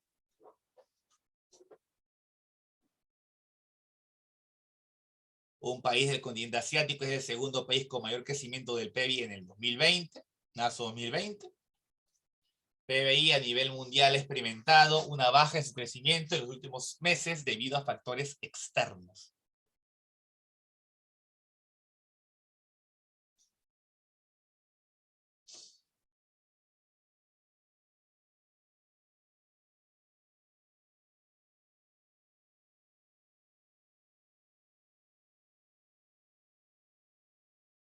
Bueno, aquí Daniel me dice que va a ser esa B. Primera respuesta. ¿Alguien más? Voy marcando la B, voy marcando la B.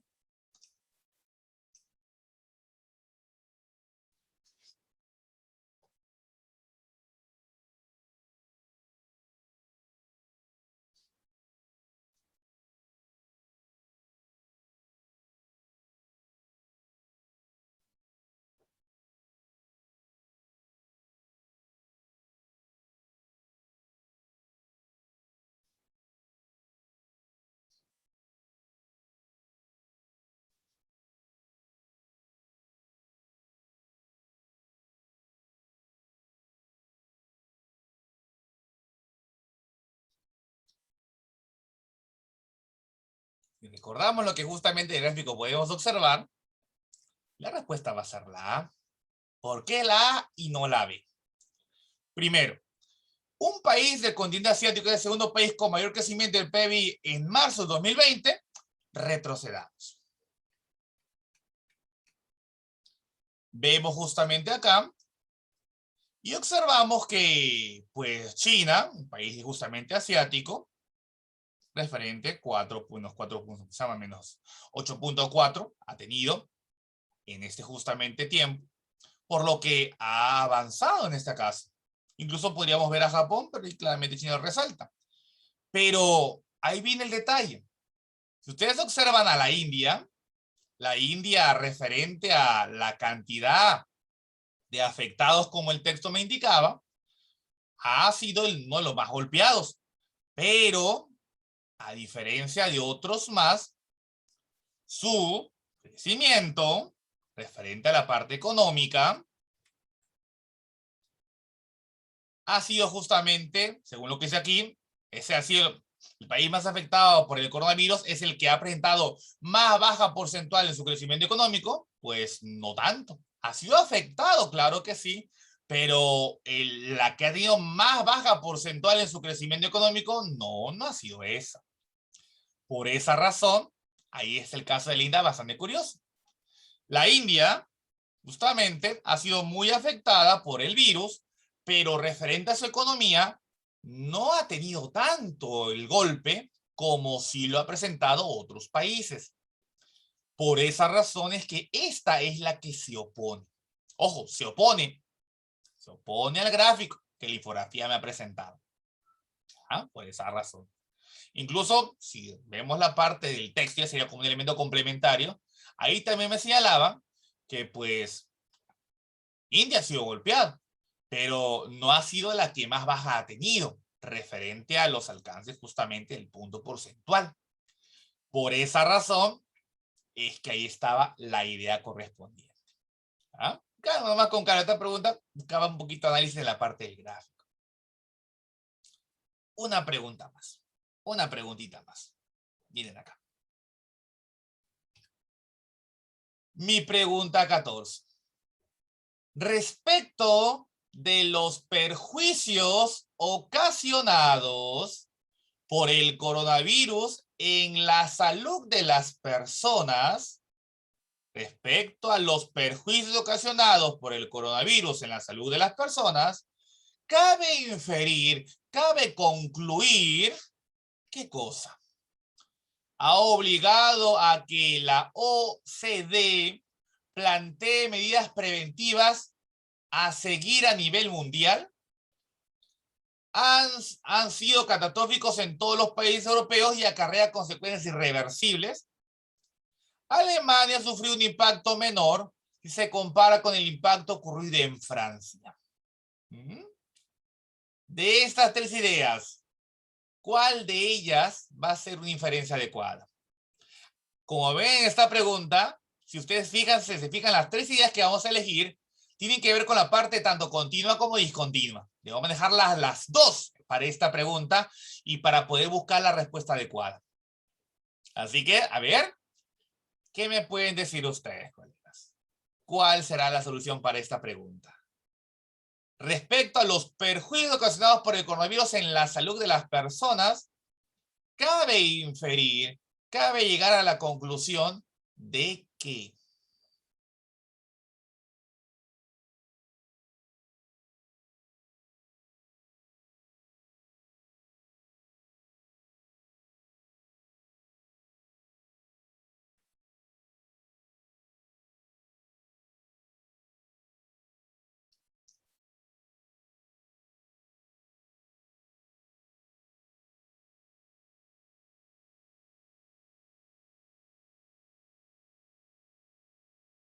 entonces será el texto para que lo vean con más calma.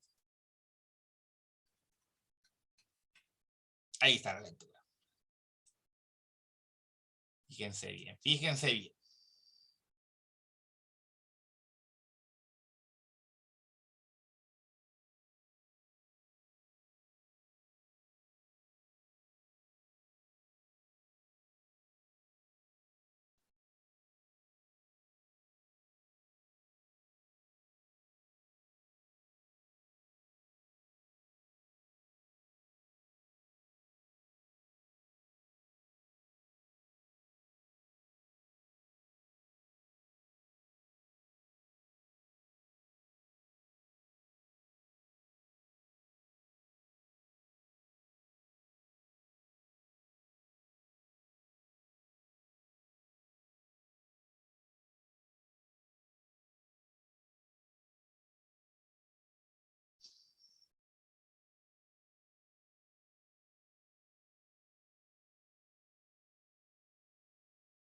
Veamos ahora si la pregunta.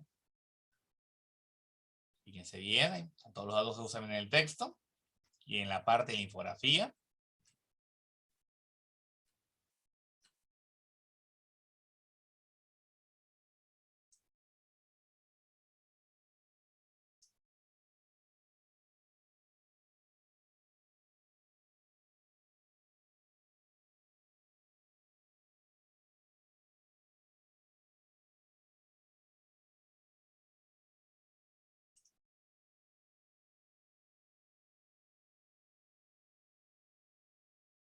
Si presentamos con cámara los datos del texto, esta va a ser la C. Alemania ha sufrido un impacto menor si se compara con el impacto ocurrido en Francia. Y eso es cierto. Alemania, según el gráfico que hemos visto, ha tenido un impacto menor que lo que Francia ha tenido, que ha sido mayor. Eso lo vamos a ver aquí. Retroceder rápidamente. Vemos allá Francia. Y vemos aquí a Alemania. Y Alemania ha sido menor que a Francia, por ejemplo. Ustedes pueden darse cuenta ahí. Por lo tanto, ahí está mi respuesta. Dice justamente simplemente una pequeña inferencia de tipo de dato. Fijé los datos de la infografía y de ellos llega a una conclusión determinada. Y ahora miren la última pregunta para terminar esta lectura. Mi pregunta 15 me dice, si la propagación del coronavirus se hubiese dado pero en marzo de 2020, entonces, ¿qué pasaría? Imaginémonos, ya no se propaga el coronavirus desde noviembre que comenzó a extenderse, no desde marzo. Desde marzo recién comienza su propagación. ¿Eso a qué conclusión me puede llevar? Para el 2021 las previsiones económicas serían más promisorias en todos los países del mundo, o sea, habría algo mayor de positividad de que algo bueno pueda suceder en lo que es el aspecto económico. Hasta esa fecha, probablemente el crecimiento del PIB a nivel mundial hubiese sido de 2.9%, o definitivamente China hubiese sido el país más afectado en ese año en su sector económico. A ver, imagínense, si ahora la propagación del virus se da ya no al inicio del año, sino en marzo recién comienza a extenderse. Si se diera en ese caso, entonces, ¿qué pasaría? ¿Qué ocurriría? Es una pregunta, además, de extrapolación. Venía así condicional, que me tendría que usted tiene que hacer un pronóstico. ¿Qué me pueden decir, colegas? A ver, ¿qué me pueden señalar? Si ahora la propagación no se da a inicios del año, sino en marzo.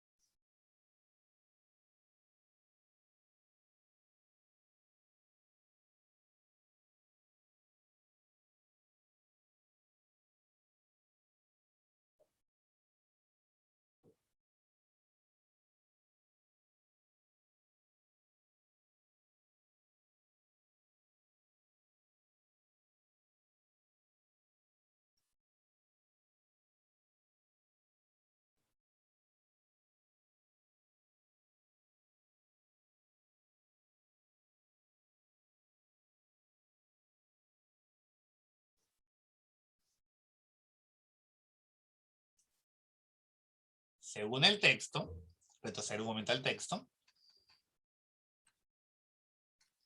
Según el texto, miren lo que decía.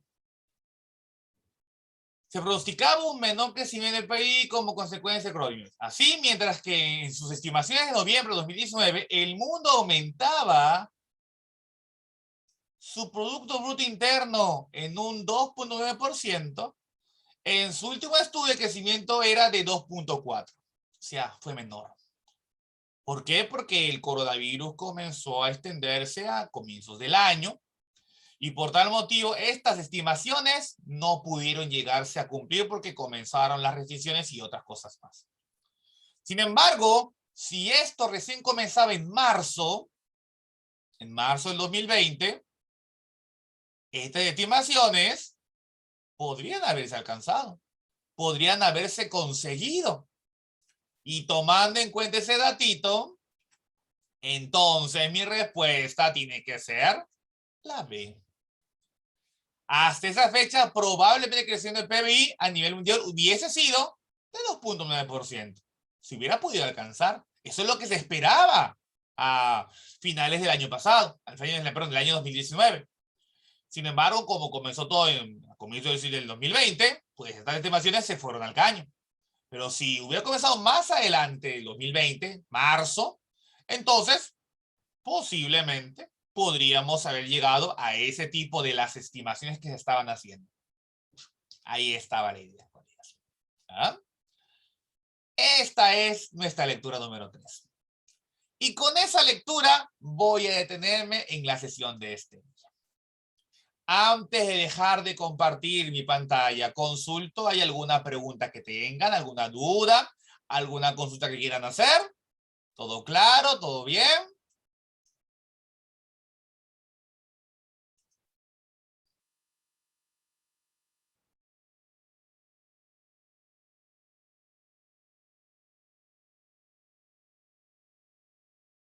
¿Una duda? ¿Todo bien entonces? Ya saben ustedes. Todo bien. Genial, Daniel, entonces. Toda información que se vaya a responder, hay que tomar el texto como nuestra fuente principal. Se confirman con los datos del texto. Se observa en qué partes del texto tenía pistas para llegar a suponer, confirmar, corroborar, establecer una compatibilidad o indicar alguna oposición determinada. Ya sea que esté en el texto directamente o de manera indirecta, el texto siempre es la base. Miro la pregunta, me fijo que me consultan y recuerdo en qué parte del texto el autor me mencionaba los datos para solucionar tal interrogante. Y así uno avanza con las diversas lecturas que se presentan. Colegas, ahora sí dejo de compartir mi pantalla, y ahí me voy a detener en la lección de este día. Quedaron 2 textos para que ustedes puedan practicar. Subiré a esa página que siempre les envío las respuestas de esas 2 lecturas para que luego las puedan consultar y de esa manera sepan cuáles son las soluciones para todas las lecturas que les presentan. Quedaban 2, así que practiquen con ellas un poquito, leanlas ahí, intenten resolver las preguntas y luego fíjense las alternativas que van a estar ya respondidas en esa página que le voy a subir en breve. ¿Ya? Así que ahí me voy a quedar en este día. Muchas gracias por su atención y participación. Con calma, concentrados, que las cosas van a salir muy bien. Si se hacen con calma, bien, analizando las cosas, confirmándolas siempre y manejando todo lo que hemos ido viendo clase tras clase. Me quedo ahí. Muchas gracias y será hasta luego. Gracias, profesor. Muchas gracias por su enseñanza. Buenas Muchas noches. gracias. Buenas noches también.